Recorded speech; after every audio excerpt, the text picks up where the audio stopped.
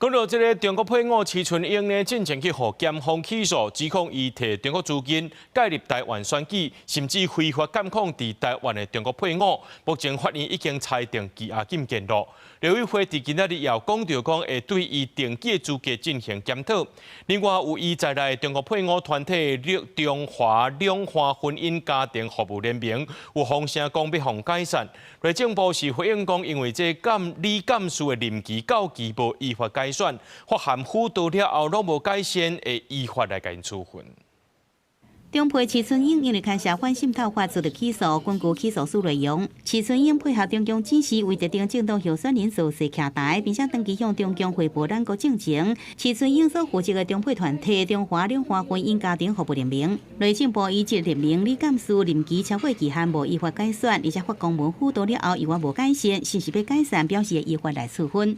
我们支持内政部依法执行政，未来任何两岸的交流，任何国内国外的人民团体的交流，都应该遵守中华民国的法律。这只是单纯的行政裁罚，跟徐春英个人涉嫌反渗透法的司法案件不应该混为一谈。陆配只要依法取得中华民国的户籍，就是我们中华民国的公民。藉由特定事件对陆配群体污名化，这就是歧视性的言论跟分化。国民党立委尤浩也讲，虽然国安红线未使打掉，不过政府应该用更加开放角度，主动协助中配甲外配群体。刘委会是讲，对着齐春英伫台湾的登记资格，会依照集权进行检讨，一旦注销，会丧失台湾的身份甲根本权益。对着中华两化婚姻家庭服务联盟会被解散，创会理事长苏雪言讲，这样台湾的政治环境已经甲中配标签化了。